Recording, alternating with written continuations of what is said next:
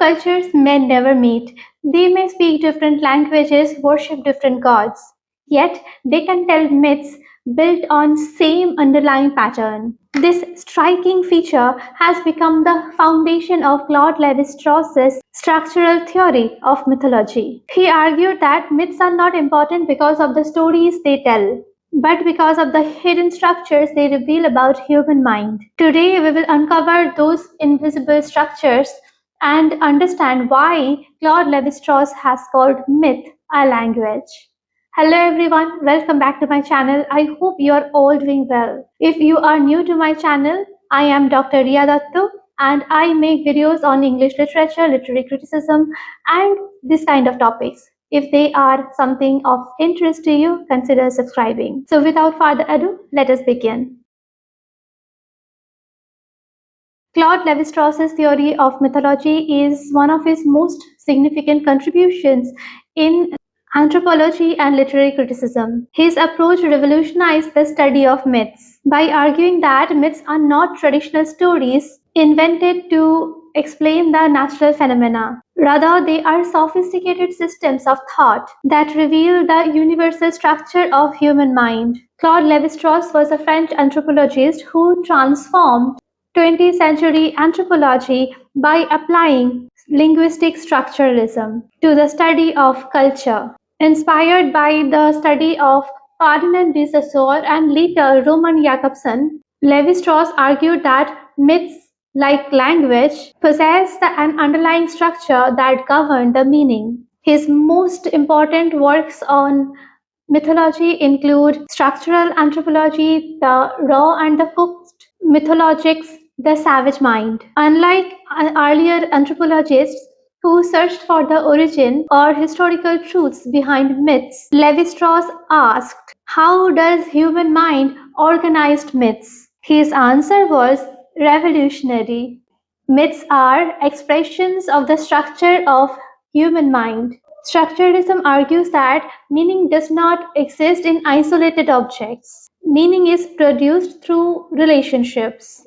Just as the word day gains meaning because it is different from the word night, cultural concepts also exist through opposition. Lévi-Strauss believed that language has a grammar, kinship has structure, rituals have structure, myths also have structure. Thus, myth is language. But unlike ordinary language, myths operate in a deeper level. Traditional scholars have believed that myths are false stories, primitive signs, religious imagination, or historical memories. Lévi-Strauss rejects these explanations. He argued that myth is a way of thinking. Human beings consistently encounter contradictions. Life versus death, female versus male, nature versus culture, freedom versus law, human versus divine. The mind cannot tolerate unresolved contradictions. Therefore, myths symbolically mediate these conflicts. One of Lévi-Strauss's central assumptions is all human beings think according to the same cognitive structure. Whether a person belongs to an Amazonian tribe, ancient Greece or medieval India, or modern Europe, the underlying operations of the mind remains same. Thus, myths from different culture may appear different on the surface, but share identical structural patterns. Lévi-Strauss borrowed from Saussure's model.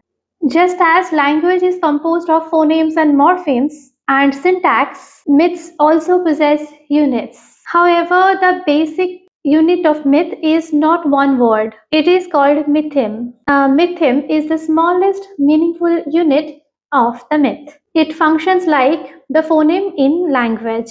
For example, in Oedipus myth, Oedipus kills the father, Oedipus marries his mother, the Sphinx asks riddles, Oedipus solves the riddles, and Oedipus's sons, after they become king, the brothers, they kill each other. Each of these actions are mythemes. Individually, they mean little. Together, they produce the structure of the myth.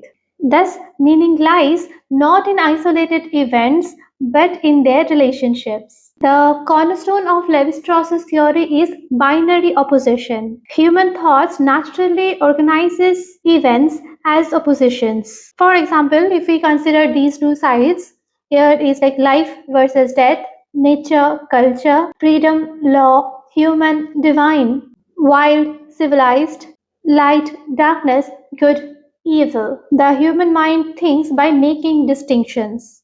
Every myth is built upon these oppositions. Let's talk about nature versus culture. This is perhaps Levi-Strauss's most famous oppositions. Nature refers to instinct, biology, wilderness, spontaneity. Culture refers to law, society, marriage, language, cooking, rituals. One of Levi-Strauss's famous observation concerns cooking. Raw food belongs to nature, cooked food belongs to culture. Cooking transforms nature to culture. Thus, food becomes a symbolic language. That is why The Raw and the Cooked became one of his most famous books. Let's talk about mediation. So, we talked about binary oppositions. Now, these binary oppositions create tension.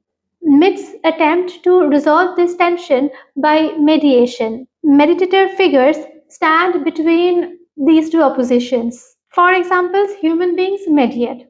Animal, nature, humans are in the middle, and God. So humans are mediating between animal and God. In the same way, fire mediates between the raw and the cooked.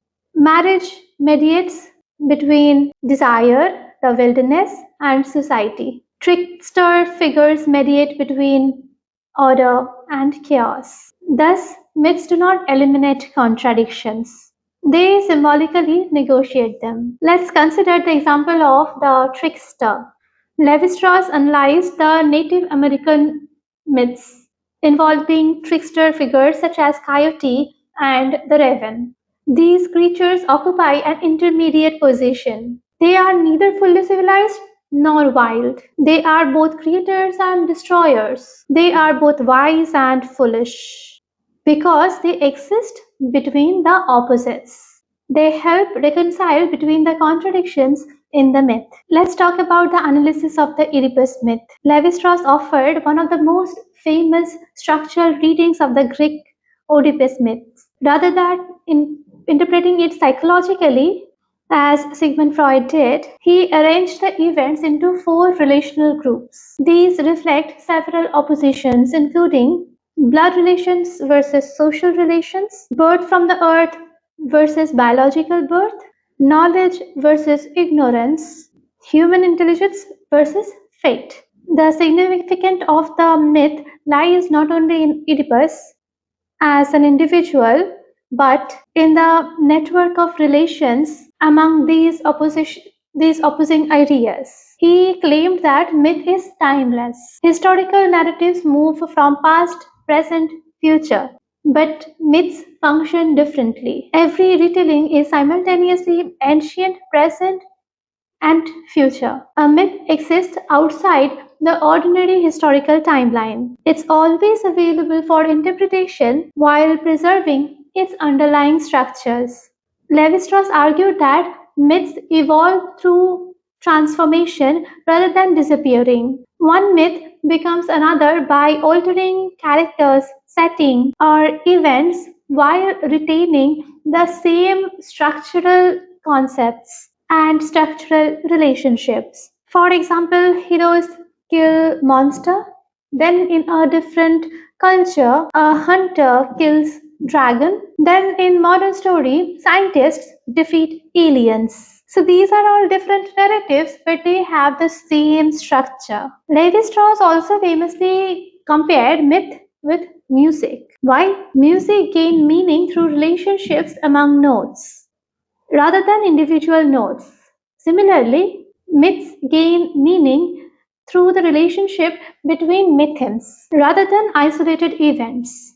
Thus, reading one episode alone misses the entire structural pattern. He said that myth is collective. So what does it mean? Unlike literature authored by individuals, Myths belong to communities. No single author creates them. Instead, they emerge collectively through generations. This collective character makes myth ideal for revealing the deep structure of culture. Levi-Strauss believed that myths from around the world demonstrate a recurrent structural pattern, despite different in content. Examples include creation's myth, flood myth, heroic quest, sibling rivalry, divine punishment, death, and rebirth. These recurring patterns show the universal mental oppositions and operations rather than direct cultural borrowings. Let's talk about 5 steps. When analyzing a myth structurally, let's talk about step 1. Divide the story into mythemes.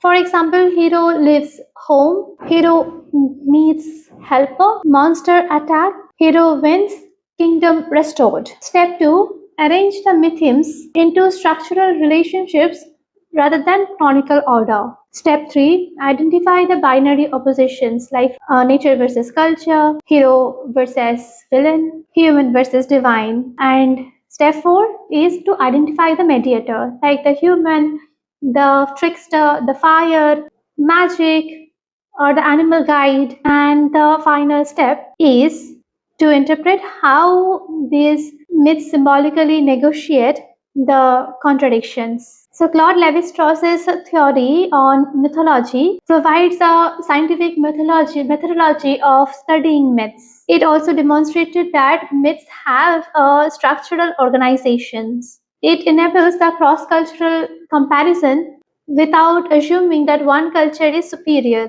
It highlights the shared cognitive patterns, underlying diverse traditions, and it has influenced anthropology, literary criticism, linguistic philosophy, folklore, and cultural studies. But scholars also raised important objections on the negligence on historical and social context. So, the structural analysis may overlook when, why, and where these myths developed.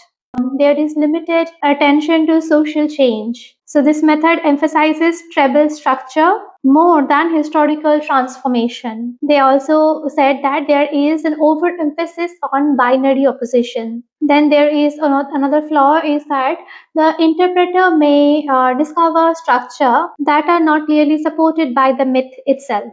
And also, this approach focuses on abstract relationships rather than the lived experience of storytelling. Nonetheless, Levi-Strauss's ideas have profoundly shaped the structuralism as well as the post-structuralism. Critics began to analyze the narratives not only by plot or characters, but by the system of oppositions and the relationships that organize them. His work also influenced narratology, semiology, folklore studies, and cultural analysis, encouraging scholars to search for underlying drama or stories across culture. So Claude Lévi-Strauss transformed the study of mythology by shifting the attention from myth's origin or factual content to its internal organizations.